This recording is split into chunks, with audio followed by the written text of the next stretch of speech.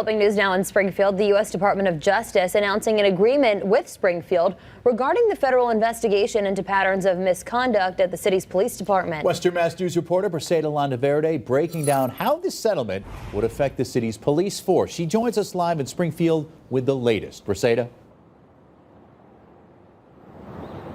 Well, Chris and Jordan, federal prosecutors were here today in Springfield, where they filed a consent decree in federal court, which is aimed at bringing better oversight to the Springfield Police Department. On Wednesday, the U.S. Department of Justice filed a civil lawsuit against the city of Springfield before a federal judge.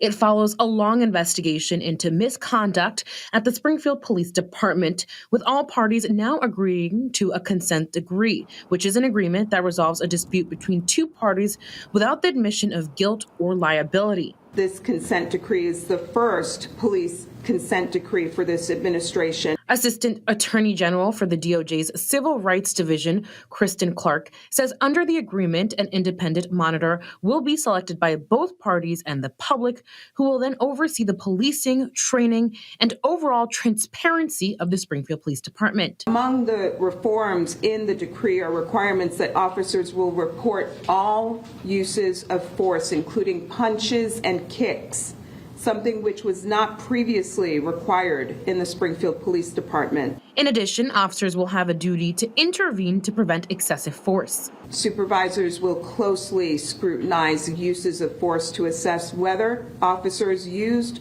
force appropriately. And Springfield will create a new force investigation team, specially trained investigators who will evaluate the most serious uses of force. U.S. Attorney Rachel Rollins highlighting the high-profile case of Springfield narcotics detective Greg Bigda, who was acquitted on all charges after being accused of excessive force and abusive interrogation with 3 juveniles back in 2016. While we respect the jury's verdict, our office was disappointed with the outcome.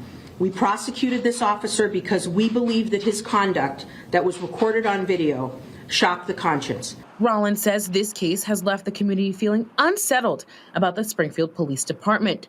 She hopes the consent decree will help rebuild the trust. This agreement that we announced today resolves our pattern or practice determination, and we believe it addresses policy, training, and cultural issues that allowed for the underlying incident of our criminal prosecution to ever happen in the first place. Meanwhile, Springfield Police Superintendent Cheryl Clapprood says she is looking forward to these changes and hopes everyone in the community will benefit. Let us be as professional as we possibly can be.